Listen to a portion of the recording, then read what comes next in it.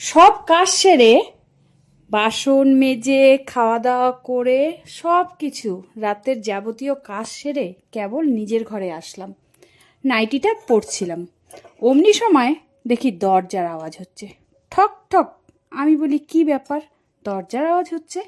তখন আমি কেবল ড্রেসটা চেঞ্জ করছিলাম, নাইটিটা পরার জন্য রেডি হচ্ছি। যেহেতু শাড়ি পরার সারাদিন কাজকর্ম শাড়ি পরে থাকি, ওই জন্য রাত্রির বেলা আর আমি শাড়ি পরে ঘুমাই না, নিজেরও বিরক্ত লাগে শাড়ি পরে ঘুমাতে। আর যেহেতু গরম পড়েছে, গরমের মধ্যে শাড়ি পরে ঘুমানো তো প্রশ্নই ওঠে না। নিজেই ফ্রেশভাবে সব কিছু কাজকর্ম সেরে সব কিছু সুন্দরভাবে পরিপাটি করে রেখে তারপরে রান্নাঘর থেকে নিজের ঘরে আসলাম। শাড়িটা চেঞ্জ করতেই, নাইটিটা পরতে না পরতে অমনি সময় দরজার মধ্যে ঠক ঠক আওয়াজ শুরু হচ্ছে, শোনা যাচ্ছে। তো বন্ধুরা, চলো আজকে তোমাদেরকে একটা সুন্দর গল্প শোনাবো, শ্বশুর ও বৌমার গল্প। যে গল্প তোমরা এতদিন ধরে চাইছিলে, সেই গল্পই আজকে তোমাদেরকে শোনাবো। অবশ্যই তোমরা মনোযোগ সহকারে শুনবে, কেমন? তাহলে তোমাদের খুব ভালো লাগবে। গরমের দিন, আর গরমের দিন মানেই জানো সবাই চায় একটু হালকা পাতলা হবে আর কি থাকতে। ওই জন্য জামা কাপড়ও ঠিক সেরকমভাবে আর কি ভারী কিছু পরে না। আর যেহেতু বউ, বাড়ির বউ, দিনের বেলায় বউ শ্বশুরমশাইয়ের কথাই আছে দিনের বেলায় শাড়ি পরতে। তো বৌমা ওই জন্য দিনের বেলায় শাড়ি পরে আর রাত্রিবেলায় বৌমা নাইটি পরে ঘুমায়। যেহেতু বৌমা একাই ঘুমায়, শ্বশুরমশাই আর বৌমা বাড়িতে, আর কেউ নেই, ছেলে বাইরে থাকে। বিয়ের পরেই ছেলে বাইরে চলে গেছে কাজ করতে। তো বৌমা নতুন, বেশি দিন হয়নি, আর শ্বশুরমশাই বাড়িতে একা, শাশুড়িমা নেই, এরা দুজনেই। তো সারাদিন যথারীতি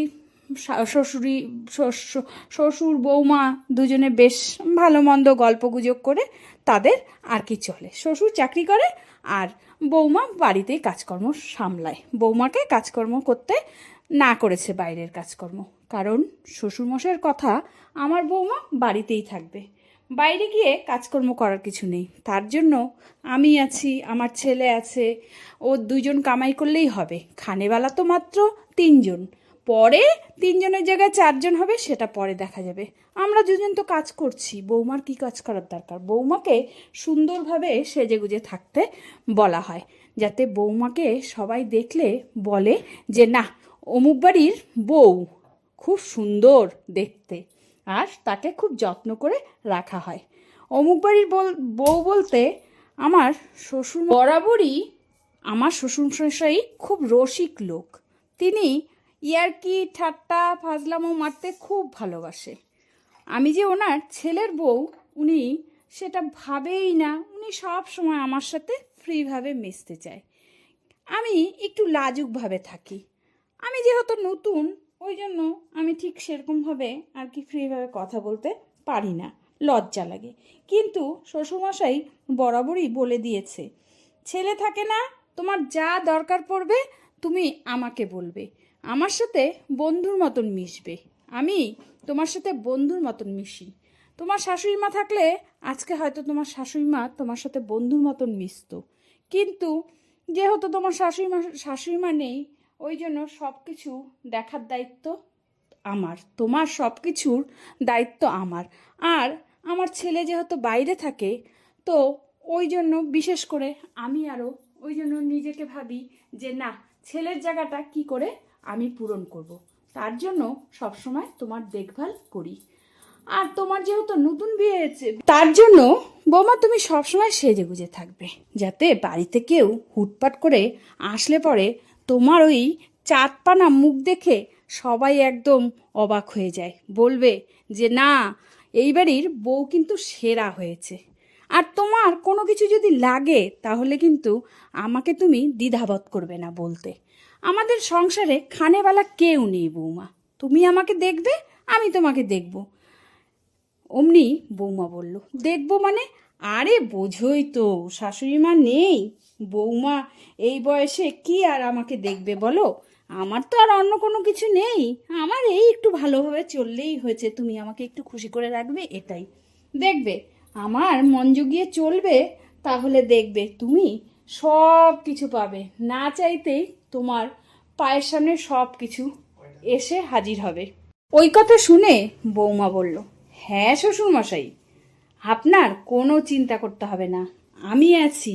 আপনি আমার জন্য এত করবেন আর আমিও আপনার জন্য করব না, সেটা তো হয় না। আর আমি ওরকম মানুষও না যে একতরফা আপনি করে যাবেন আর আমি তার বিনিময়ে কিছু দিব না, সেটা কি সম্ভব? সম্ভব না। আপনি নিশ্চিন্তে থাকেন। তার মধ্যে আপনার ছেলে বাড়িতে থাকে না, আমি আর আপনি আছেন, সেটা নিয়ে কোনো সমস্যাই হবে না। কিন্তু নতুন নতুন তো একটু লজ্জা লাগছে। কি যে বলবো শ্বশুরমশাই। শ্বশুরমশাই বলছে, আরে বৌমা, আজকালকার দিনে লজ্জা পেলে চলবে না, তুমি না আজকালকার দিনের মেয়ে, তুমি কি তখন থেকে আপনি আজ্ঞে করছো?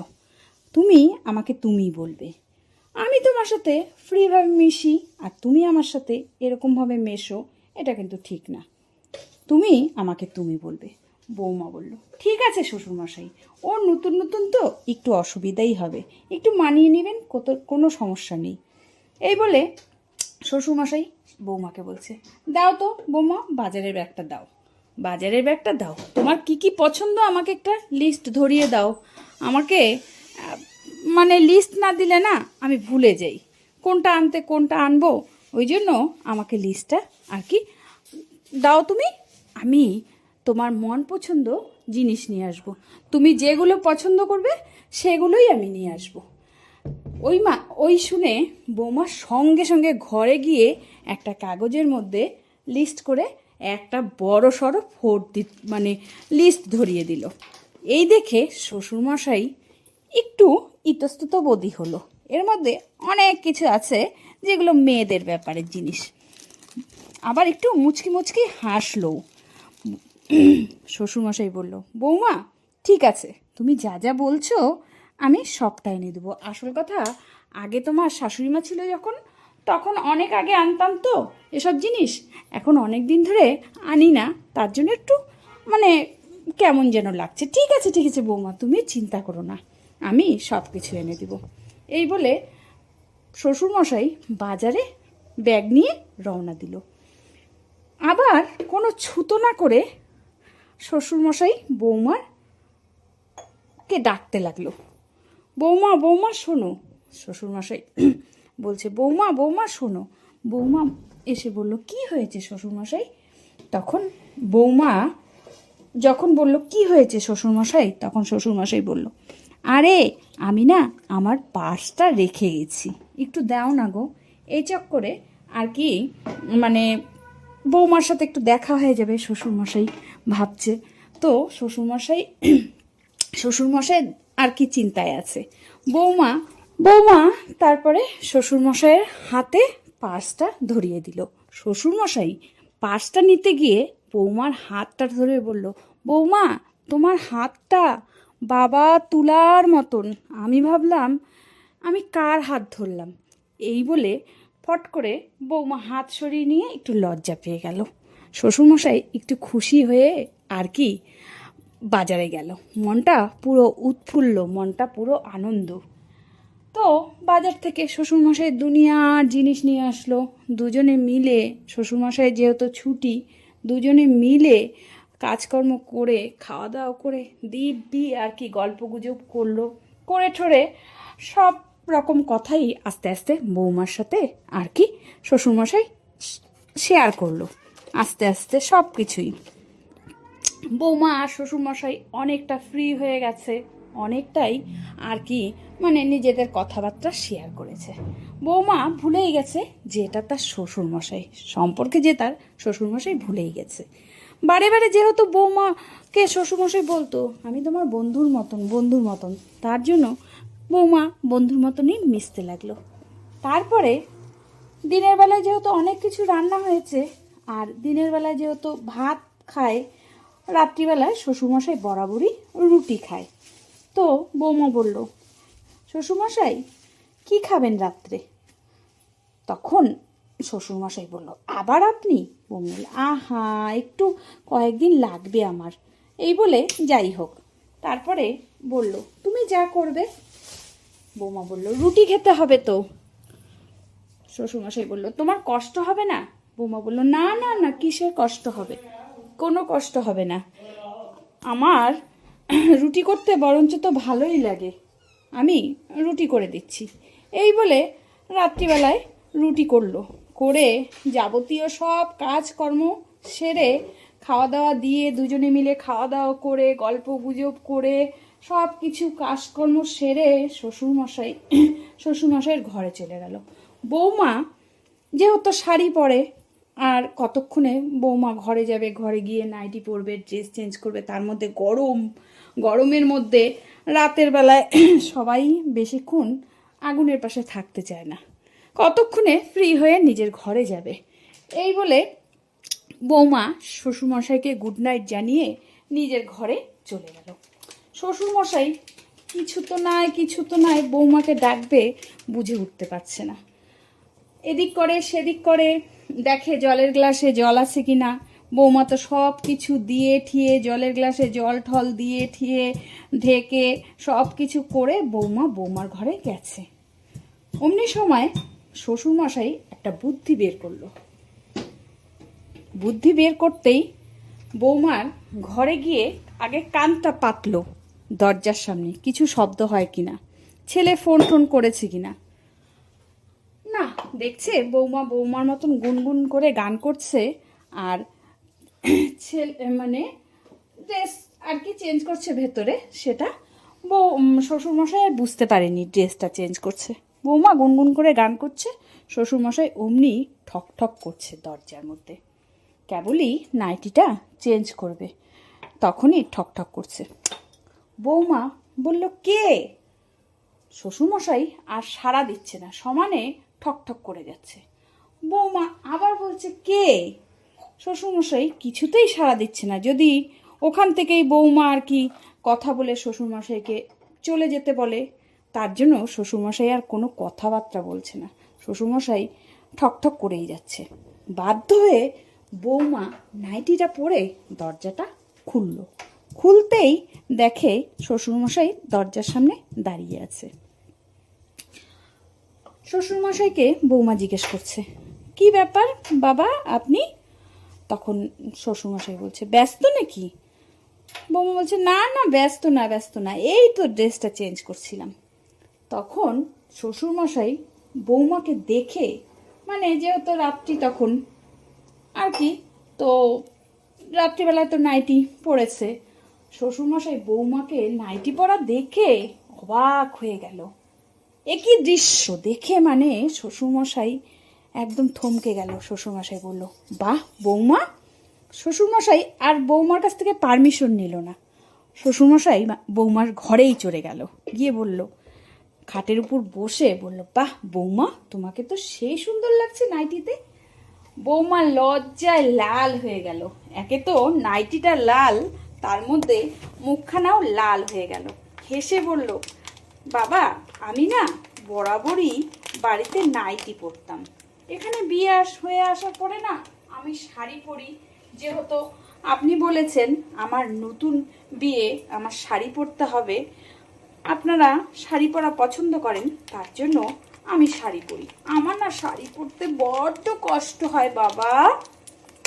শ্বশুরমশাইয়ের গাল একদম ফুলে গেল, এত সুন্দর করে বলল শ্বশুরমশাই, আর না করতে পারলো না। বৌমাকে বলে, কি বলো বৌমা তুমি, তোমার কষ্ট হয়? ঠিক আছে, তোমার যদি কষ্ট হয় বৌমা, তাহলে কালকের থেকে তুমি শাড়ি পরবে না, তুমি নাইটিই পরবে। আমি তোমার জন্য রং বেরঙের নাইটি নিয়ে আসবো, তুমি নাইটি পরে থাকবে, তোমাকে খুব ভালো লাগছে নাইটিতে। এই বলে বৌমাকে সমানে শ্বশুরমশাই দেখেই যাচ্ছে।